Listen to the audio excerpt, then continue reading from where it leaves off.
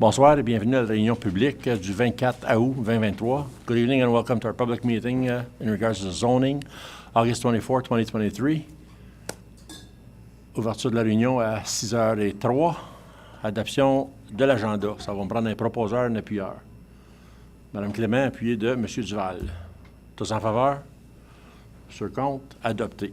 On s'en va à l'item numéro 4. Proposed Zoning Bylaw Amendment, la ferme Tabouette, filière numéro Z-04-2023. Madame Laforêt. Thank you, Mr. Mayor. I've prepared a brief presentation just to overview the proposed zoning amendment. Of course, this is Z04-2023.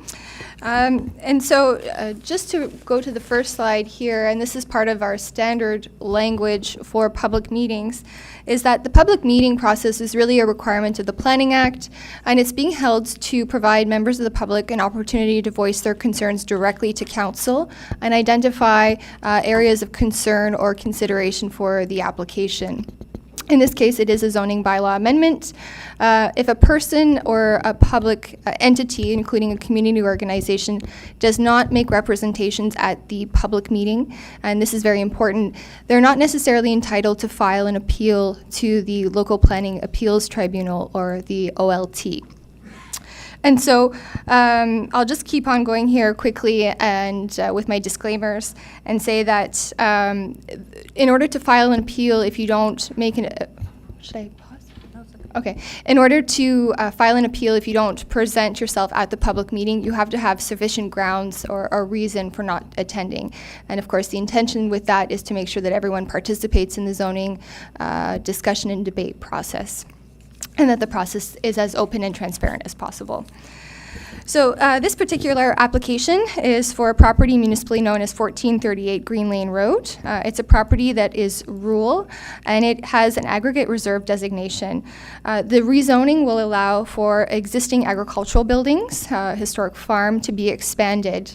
And the applicants have provided two supporting studies. One is an aggregate resource impact assessment, and the other one is what we call an MDS calculation to ensure that the expanded livestock operation or a barn continues to be compatible with nearby residential land uses. I'll just say generally that in rural residential areas, we have a lot of residential encroachment, a lot of residential severances have happened over time. And so it's important for us to get these studies, and you'll see them, they'll become more and more common, just to make sure that when we're expanding agricultural operations that they don't have impact on those nearby residential uses. So I'll just refer back to my report. Should I keep going? Okay. So 1438 Green Lane Road, which is the property where we've proposed, or where this zoning application is proposed, is a 44-hectare site, so that's a 110-acre property. Despite being a 110-acre property, the barn size is currently what we would consider a hobby farm, so it's a very small barn. The new property owners would like to expand those uses, those barn uses on the property. And just a little bit of background, historically, new construction was heavily restrained on aggregate reserve areas, and the intention was to use the zoning bylaw amendment process to really review the impact of new buildings on aggregate reserve lands. And so this is a rocky terrain. There might be some minerals and resources there of value. And so the zoning bylaw amendment process is here designed to help us review those impacts. So the property owner has prepared a site plan, and that was provided within the aggregate reserve impact assessment. They've shown the existing site features, including the barn, the existing dwelling, the horse area, and sheds. In terms of reviewing the analysis of the application, the provincial policy statement wants us to prioritize resource-based uses on rural lands, and so that's why, when it comes to an aggregate reserve, they're slightly higher in a kind of a priority ranking than even an agricultural use. Moving on to the UCPR official plan, now we're working with the 2023 official plan, and the 2023 official plan anticipates that there will be agricultural uses, including buildings on aggregate lands. But again, it wants us to make sure that we are that we're carefully considering building encroachment and protecting aggregate for future uses. From future uses. So we just provided some additional maps in that, is that gonna come? Okay. Well, Yeah. are we recording? Are we recording still? Yeah. Okay. So in terms of continuing with the analysis, the official plan also wants us to consider minimum distance separation, which is why we've requested the analysis report. You'll notice that in the analysis report provided by the applicant, they've indicated that their potential nutrient capacity is around 37 nutrient units. And just for council's reference, a hobby farm is 5 nutrient units as defined by our bylaw. And so what we're seeing here is not really classified a hobby farm. It is more intense than a hobby farm, but not something that I would characterize as an intensive or industrial use. We provided some maps, maybe the next slide. This one? Next one. Okay. Next one again, yeah. So, the one before. There. Okay, so again, this is an aerial image with some of the site's natural features, and it's common for us to see natural features on sites with aggregates. So you see like a lot of woodland, a lot of surface ponds, and in this case, some creeks.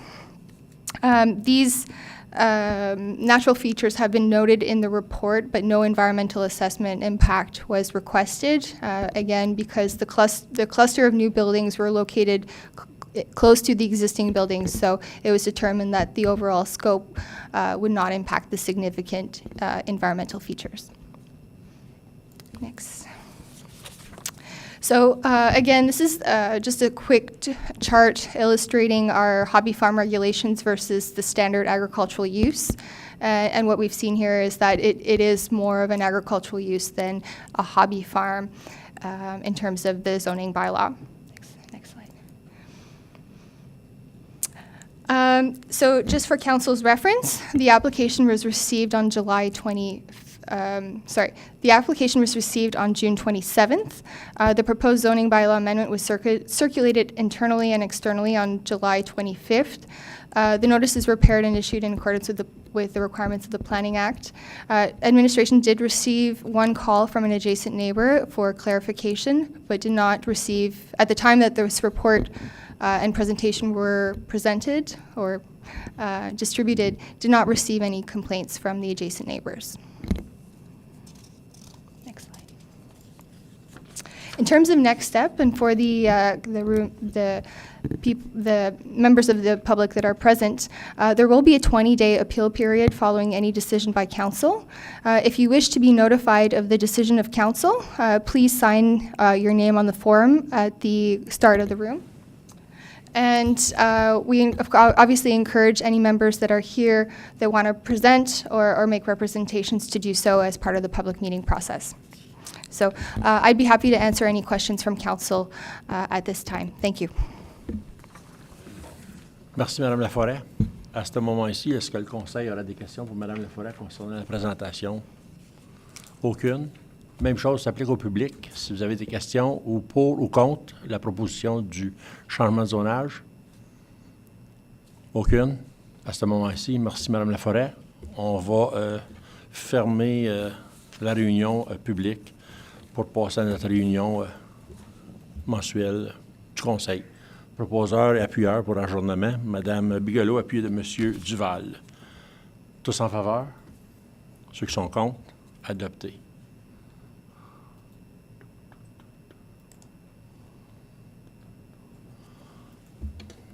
On continue à rouler.